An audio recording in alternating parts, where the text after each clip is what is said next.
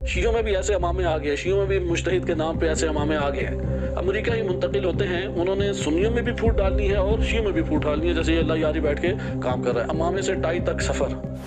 ایک اس کی داستان بننی چاہیے کہ کیسے امامے سے پینٹ کوٹ ٹائی تک اس نے سفر کیا، یعنی کیسے اس نے روحانی ماحول سے ابلیسی اور استعماری ایک لباس کو اختیار کیا۔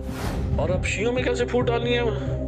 مجتہد اور اجتہاد کا، اس تمسخر اڑانا اور انکار کرنا۔ اس لیے وہ شیعوں کو لڑانا چاہتا ہے، کیونکہ ہر وہ کام جو یہودی چاہتے ہیں، صہیونی چاہتے ہیں، وہ انجام دیں۔ اس لیے ابو سفیان اگر بات بیان کرے اور امیر المومنین علیہ السلام کو ابھارے کہ دیکھو خلیفہ اول نے تم سے خلافت چھین لی ہے اور میں تمہارا ساتھ دیتا ہوں، ہمارا قبیلہ تمہارے ساتھ ہے، لشکر لے کے نکلو، تو علی بن ابی طالب سنیں گے ابو سفیان کی؟ تاریخ آپ اٹھا کے دیکھیں، ابو سفیان کو سخت جواب دیا امام علی علیہ السلام نے، اور تعبیرات اس طرح سے وارد ہوئی ہیں کہ تم کب سے اسلام کے دل خواہ ہو گئے ہو، کب تمہارا دل دھڑکنے لگ گیا اسلام کے لیے۔ لہٰذا اگر خلافت کا مسئلہ سفیانی روپ میں دھار کے بیان کیا جائے عالم اسلام کے اندر، شیعہ کو سننے کی ضرورت نہیں ہے۔ وہ خلافت کا مسئلہ، وہ فدق کا مسئلہ، وہ شیعہ سنی مسائل کا مسئلہ، وہ پرانے اختلافات کا مسئلہ سمجھ جائے، یہ سفیانی سازش ہے جو عالم اسلام کے اندر روپ دھار کے آئی ہے، اور نام نہاد طور پہ وہ آپ سے کاملاً آپ کے موافقت کا اظہار کر رہا ہے، آپ سے اپنے دل اور قلوب کی یکجا ہونے کا اظہار کر رہا ہے، اسی لیے طرح اللہ یاری بیٹھا ہوا ہے۔ اس کے پیچھے واضح طور پہ ہاتھ جو ہیں وہ صہیونی ہیں،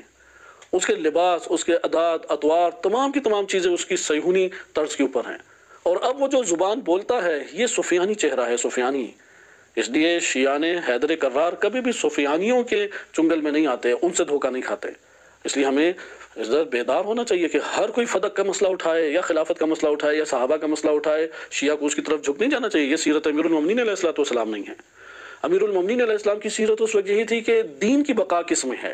اور اسلامی معاشرے کی سلامتی کس میں ہے، ان دو کو مد نظر رکھتے ہوئے امام فرماتے ہیں کہ میں نے اپنے حق کو لٹنے دیا،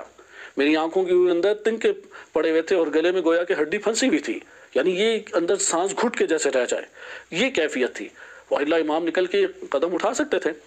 لہٰذا اب دو حمایتی ہیں امام کے، ایک وہ ہیں کہ جن سے امام بیعت لینا چاہ رہے ہیں، وہ بھی آتے ہیں اور کہتے ہیں کہ ہم خلیفہ اول کی خلافت کے قائل نہیں ہیں اور آپ کا ساتھ دیں گے، سلمان ہیں، ابو ذر ہیں، مقداد ہیں، عمار ہیں، ایک تعداد ہے، لمبی تعداد ہے۔ اسی طریقے سے مد مقابل دوسرے ہیں سفیانی حمایت بن کے آ جاتے ہیں۔ ابو سفیان وہ حامی بن کے امام علی علیہ السلام کے پاس آیا، اس نے خلافت کا مسئلہ پیش کیا، نبی صلی اللہ علیہ وسلم کی روح سے امام علی علیہ السلام کو خلیفہ قرار دیا۔ یہاں پہ اگر آج کے دور میں بھی سفیانی اگر ہاتھ آئیں اور یہی موضوعات اٹھا کے تشیع میں پیش کریں، شیعہ کو دھوکہ نہیں کھانا چاہیے، اسے کہیں کہ تمہارے عزائم ہم جانتے ہیں، ہمیں اپنے دین اسلام کی بقا، اسلامی معاشرے کا اتحاد اور اسلامی معاشرے کی سلامتی پیش نظر ہے، جو کہ امیر المومنین علیہ السلام نے ہمیں درس دیا ہے۔ وَإِلَّا اختلاف پہ سودا نہیں ہے، اختلاف ہے، ادھر دلائل کی زبان چلتی ہے لیکن سازش کی زبان نہیں چل سکتی۔ اس لیے ان دونوں کی زبانوں میں زمین آسمان کا فرق ہے۔ ایک دفعہ دلیل کی زبان علمی پیرائی میں تحقیقی صورت میں پیش کی جاتی ہے، جس میں اختلاف، تفرقہ، فتنہ، فساد، فرقہ واریت اس کا کوئی دخل نہیں ہے۔ جہاں پہ یہ والے عزائم نظر آئیں وہاں پہ وہ دلائل کو خاموشی سے بند کر دیں گے، وہ زبان جو تحقیقی طور پہ بول رہی ہے وہ اپنی زبان بند کر دیں گے۔ آخر اختلاف مسلمانوں میں تھا، صحابہ میں تھا، تمام جانتے ہیں۔ بس دلیل کی اور تحقیقی زبان اور سازشی زبان، ان دونوں میں فرق کرنا ضروری ہے۔ جناب سلمان و ابو ذر، جناب کمیل و مالک، ان کی زبان تحقیقی زبان ہے، دلیل کی زبان ہے،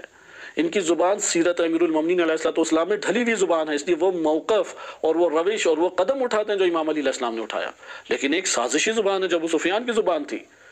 وہ ابو سفیان کی جب سازشی زبان اختیار کی تو یہاں پہ اگرچہ امامت کا وہ دفاع کر رہا ہے، اگرچہ امامت کی حمایت کر رہا ہے، اگرچہ امامت کے مقابلے میں جنہوں نے خلافت کو لیا ان کی مخالفت کر رہا ہے، لیکن سازشی زبان ہے، اس لیے امام علی علیہ السلام نے قبول نہیں کیا۔ یہ آپ نے جب نقطہ ملاحظہ کیا، اس لیے آپ تاریخ پڑھیں کہ عباس بن عبد المطلب بھی آیا امام علی علیہ السلام کے پاس، ابھارا، امام علی علیہ السلام نے انہیں کیا جواب دیا، اور ابو سفیان بھی آیا، اس نے بھی ابھارا، امام علی علیہ السلام نے اسے کیا جواب دیا۔ دونوں میں موضوع امامت ہے۔ ایک امامت اور فدق اور تشیع کے جو اساسی نظریات ہیں، اختلاف کی صورت میں تشیع جس کی موافقت جس نظریے کی کرتی ہے اہل بیت علیہ السلام کے اتباع میں، اس کو اللہ یاری بھی بیان کرتا ہے، اور ایک دفعہ آپ کو رہبر معظم کی کتب میں بھی نظر آتی ہے۔ زمین آسمان کا دونوں میں فرق ہے۔ جب رہبر معظم کی کتب میں نظر آئے گی تو فرقہ واریت کی آڑ میں نہیں ہے، وہ فتنہ فساد کی آڑ میں نہیں ہے، وہ ان کی اپنی علمی کاوش اور تگ و دو کی جہت سے انہوں نے اسے ذکر کیا۔